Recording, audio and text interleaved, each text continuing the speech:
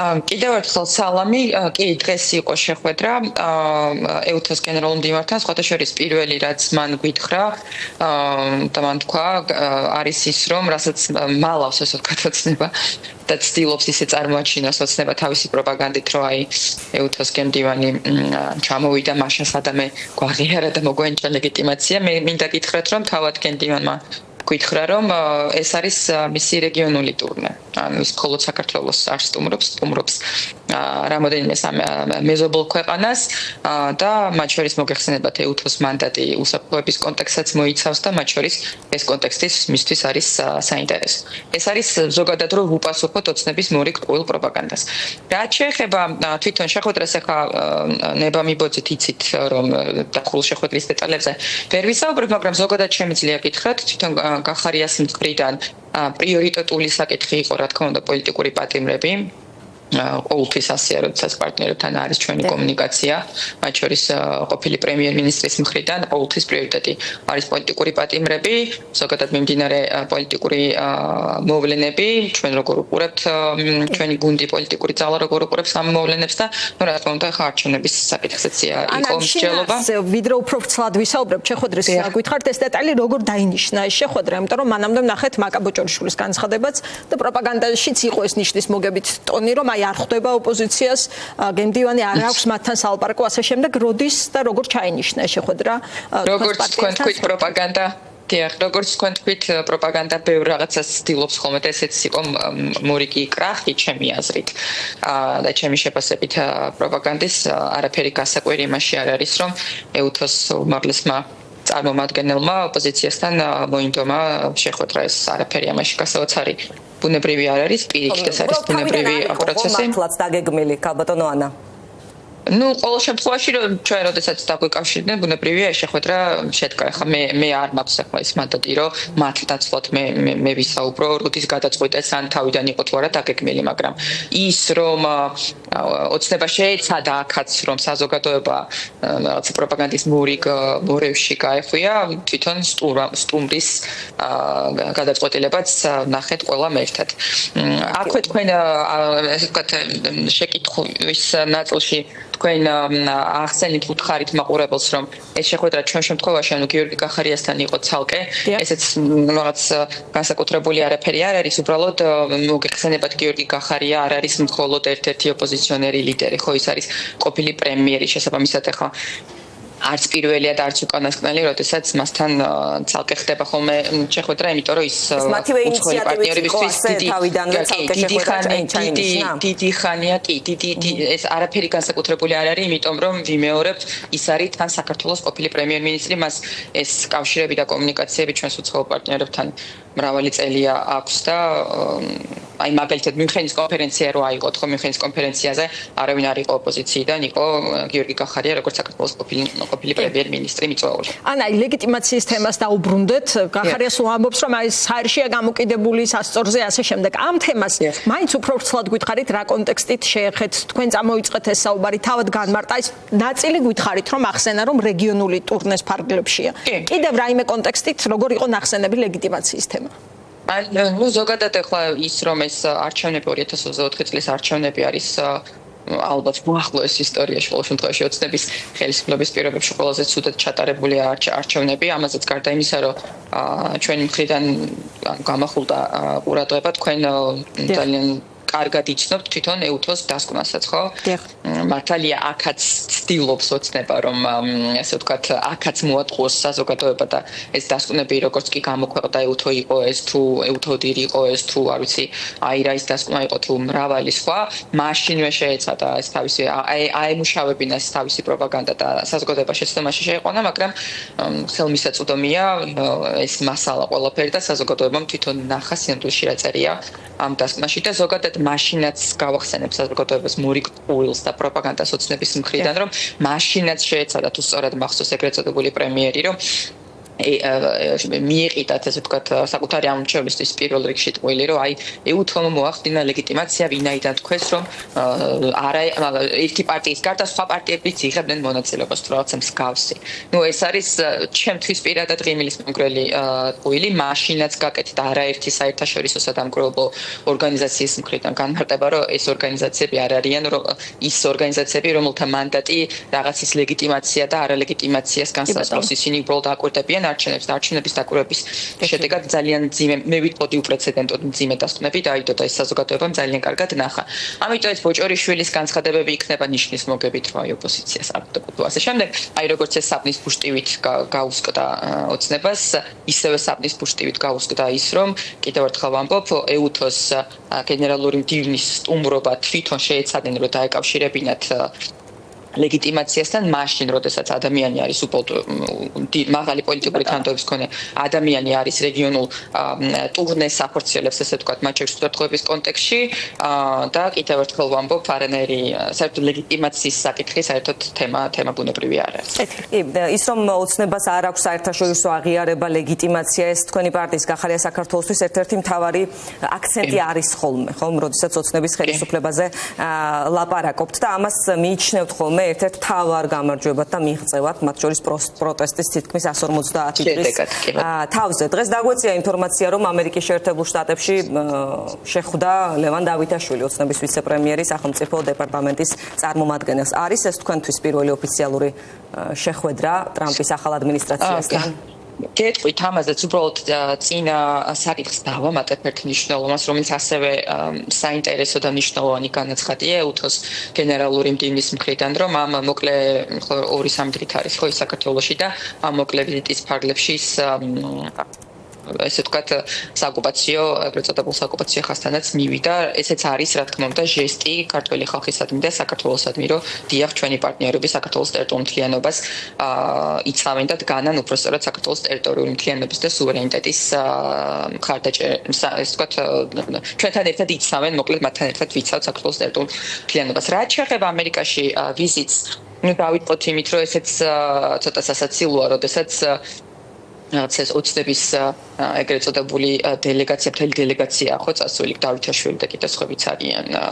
ეგრეთ წოდებული მინისტრები და ასე შემდეგ. რატო არის ღიმილის მომგვრელი? პირველ რიგში, იმიტომ რომ ჩვენ ყველას ძალიან კარგად გვახსოვს ოცნება, მათ შორის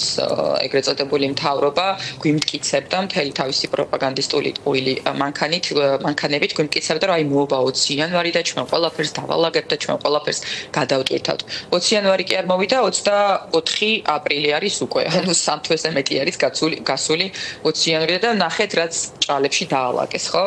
ეს არის მორიგი უბრალოდ სიფლიდე, მორიგი ტყუილი. თუმცა მეორე მხრივ ასევე ისინი უნდა გვესმოდეს, ახლა ხვდებით ჩვენი გუნდს ხელისუფლებაშიც აქვს ნამუშევარი ბოლო ლიდერი ქვეყნის პრემიერ-მინისტრი იყო და ისიც უნდა გვესმოდეს, რომ საქართველოს როგორც სახელმწიფო, რა თქმა უნდა, არსებობს, შეიძლება არ უნდოდეს ივანიშვილს და მის გუნდს, რომ სახელმწიფო როგორც ასეთი არ არსებობდეს და ჩამოიშალოს, მაგრამ საქართველოს სახელმწიფო არსებობს, მას დიპლომატიური ურთიერთობები აქვს, მათ შორის ჩვენ სტრატეგიულ პარტნიორებთან და ნამდვილად გასაკვირი არ არის იგივე ეუთოს გენდივნის პარალელი რო გავალოთ, ხო, ის ჩამოვიდა პატივისცა საქართველოს როგორც სახელმწიფოს და ეს მსგავსი ვიზიტები მიუხედავად იმისა, რომ მეოცნება ცდილობს რომ თავისთვის გამოიყენოს. სხვა ტიპის ორგანიზაცია ეუთო, სხვა ტიპის მოქმედების პრინციპია, ამ შემთხვევაში საუბრობთ სახელმწიფო დეპარტამენტის წარმომადგენელთან შეხვედრაზე. მაგ ნაწილზე არ გულისხმობ, ბუნებრივია, მაგ ნაწილში პარალელს არ ვავლებ, უბრალოდ პარალელს ვავლებ, რომ ამასაც ცდილობენ რომ ლეგიტიმაციას დაუკავშირონ და იმასაც ცდილობენ რომ ლეგიტიმაციას ფუძველი ხომ არ აქვს ჯოშუა ჰაკის შემთხვევაში. ეს ხომ არ არის ის შემთხვევა, რაც მეც სიმყარას აძლევს იმ პროპაგანდას უცნებას, რომ აი პირველი კონტაქტი გვაქვს ახალ ადმინისტრაციასთან. მესმის კი ჩვენი პარტნიორების მხრიდან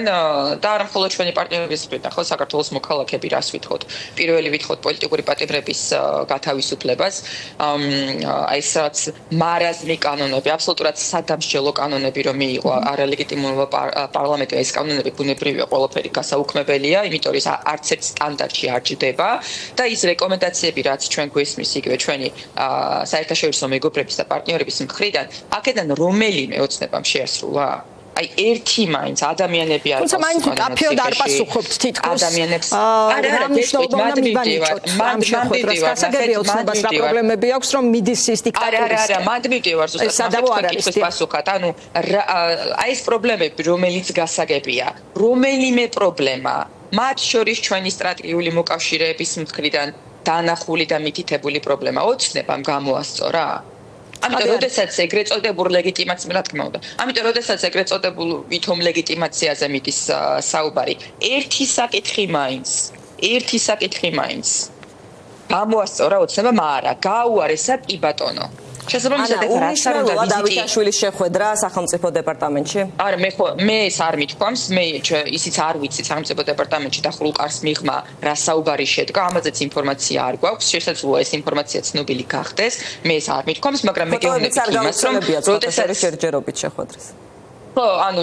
ეს გამოჩნდება ალბათ ხო დრო გვიჩვენებს თქვენ ჟურნალისტებიც გაიგებთ, პოლიტიკოსებიც გავიგებთ და ასე შემდეგ, მაგრამ ლეგიტიმაციის მინიჭება არ მინიჭებასთან დაკავშირება ამ ვიზიტების და ამ შეხვედრების არ მიმაჩნია უბრალოდ სწორი და რელევანტური. კეთილი ოცნების ხელისუფლების არაღიარება და ახალი არჩევნების მოთხოვნა ასეთი იყო შინაარსი რომლითაც სალომე ზურაბიშვილის თქმით პლატფორმის ფარგლებში გაიგზავნა წერილები საერთაშორისო დონეზე არსებულ კონტაქტებზე თქვენც იყავით ამაში ჩართული და ასევე მინდა გკითხოთ 26 მაისის მოსამზადებელი კომიტეტის შექმნაზე რა იგულისხმება აქ რა ახალი თარიღი არის უკვე შემოტანილი დისკუსიაში. მართალი გითხრათ 26 მაისის კომიტეტის საკითხზე მე ინფორმაცია არ მაქვს. მე პირადად მედიის ფორმულას კარდის მეშვეობით გავიგე, შემდგომ უკვე დავეწიე ამ ნიუსებს და მათ შორის ბრიფინგსაც მოგვენებით ვუყურე.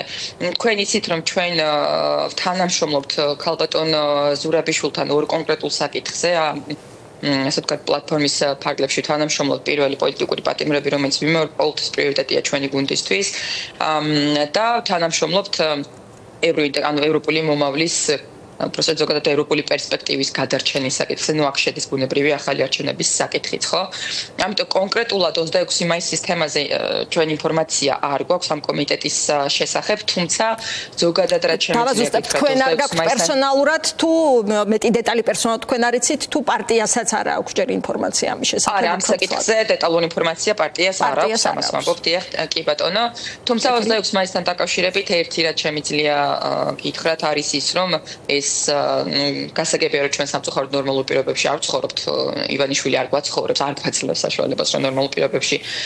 ვიცხოვროთ მაგრამ 26 მაისი არის უკიდურესად სიმბოლური თარიღი ჩვენი ქვეყნისთვის სახელმწიფოებრიობისთვის ამიტომ მე პირადად ვისურვებდი ესეთი თარიღები ეს სიმბოლური თარიღები იყოს ისეთი თარიღები რომ ყველა ერთად განვრჩოლოთ პოლიტიკური გემოვნებისა რაღაცნაირად ვეცადოთ რომ ყველა ერთად აღნიშნავდეთ ამ თარიღებს, მაგრამ ეს ზოგადი მიდგომა, მაგრამ კონკრეტულად აი ამ კომიტეტთან დაკავშირებით ჩვენ ინფორმაცია. ანუ არ იყავით დღეს შეხვედრაზე, ხომ? არა, დღეს ჩვენ შეხვედრაზე არ ვიყავით, ამიტომ არ მაქვს. აღარ დადის დიმიტრიშვილი თუ დადის ხოლმე. არა, დავდივართ ხოლმე კი ბატონო, როგორც გითხარით იმ ორ საკითხზე, რომელიც დავაკონკრეტებთ, თანამშრომლობთ, მაგრამ დღეს ნამდვილად არ ყოფილვართ. გახარია და სალომე ზურაბიშვილი როდესაც შეხვდნენ ბოლოს ერთმანეთს, რაზე იყო ამ შეხვედრაზე საუბარი? ისი თქმაც შეგიძლიათ. მე არ ვესწრებოდი გახარიას და სალომე ზურაბიშვილის შეხვედრას, ამიტომ მე ვერ გაგცნობ პასუხს. ეს შეხვედრა გაიმართა მას შემდეგ, რაც წულუკიანის კომისიის ხდომაზე მივიდა, ხომ, გახარია.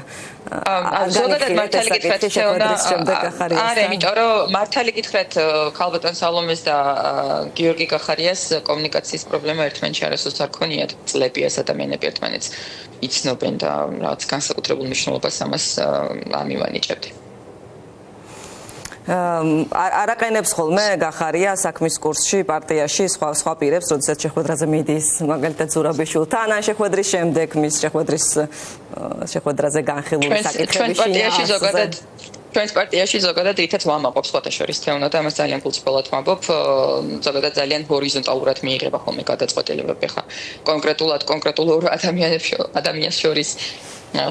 პრივატულ საუბარს მე არც ვკითხულობ ხოლმე მაგრამ როდესაც პოლიტიკური გადაწყვეტილებები მიიღება და პოლიტიკური ანა ყოფილი პრემიერი და მეხუთე პრეზიდენტი. იმიტომ რომ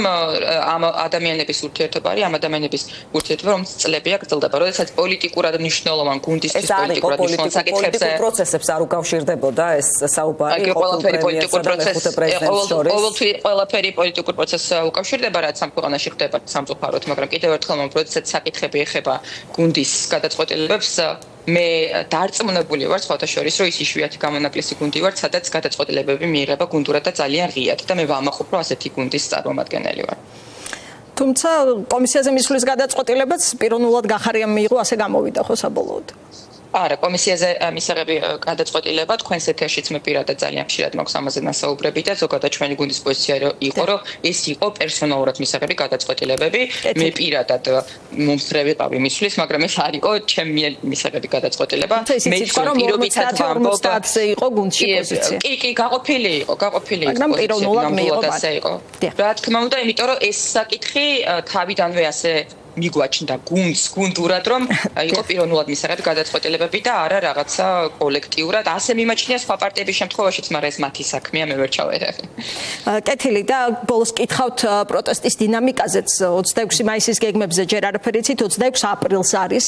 სტუდენტების დაანონსებული აქცია სადაც მოთხოვნა არის მთავრობის გადადგომა იზიარებთ თუ არა ამ მოთხოვნას უერთდებით თუ არა ამ პათოსს იქნებით თუ არა ამ აქციაზე. ჩვენ ზოგადად ფაქტობრივად ყველა აქციაზე ვართ ხოლმე იქ სადაც ჩვენი მოქალაქეები არიან. რაც შეეხება კონკრეტულად მთავრობის გადადგომის მოთხოვნას, ახლა მე არ მგონია რომ კონკრეტულად მთავრობა იგულისხმებოდა ეს აქ ახლა კობახიძე რაღაცა სხვა სახელი და გვარით ჩანაცვლება თუ არა ეს არ მგონია რომ მოთხოვნა იყოს ხო, იმიტომ რომ ეს უბრალოდ რა მნიშვნელობა აქვს ეხლაც რაღაცა ერთმა კლანმა მეორე კლანზე რო გაიმარჯვა რაღაცა ცვლილებები ყოფილა ხო კიდე ახალი ამას საერთოდ არანაირი მნიშვნელობა არ აქვს ხო ანუ მთავრობაში კობახიძე იქნება თუ სხვა პირი მთავარია რომ ეს ადამიანები ექვემდებარებიან ერთ ადამიანს რომელსაც ქვია ივანიშვილი ხო ანუ ეს არის ივანიშვილის ხელისუფლება და არა საქართველოს ხელისუფლება სამწუხაროდ ხო ამიტომ ამ სახელების და გვარების გადანაცვლებას და კლანებზე გამარჯვებას არანაირი მნიშვნელობა არ აქვს შესაბამისად ახლა მოთხოვნაში თუ ის იგულისხმება რომ კონკრეტულად ეს შემადგენლობა მთავრობის უნდა შეიცვალოს მე არ მგონია რომ ეს იგულისხმებოდეს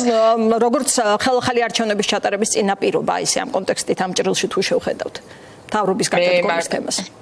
მე მართალი გითხრათ კობახიძე ორით ჩანაცვლება თუ არა ჩემთვის ამას არანაირი მნიშვნელობა არ აქვს იმიტომ რომ ქვეყნისთვის ეს არაფერს არ შეცვლის, საქართველოს მოქალაქეებისთვის არაფერს არ შეცვლის, მაგრამ ქვეყნისთვის შეცვლის ხელისუფლების, ამ შემთხვევაში იგულისხმება ივანიშვილის შეუზღუდავი ძალაუფლების შეცვლა და შეწყვეტა რა თქმა უნდა.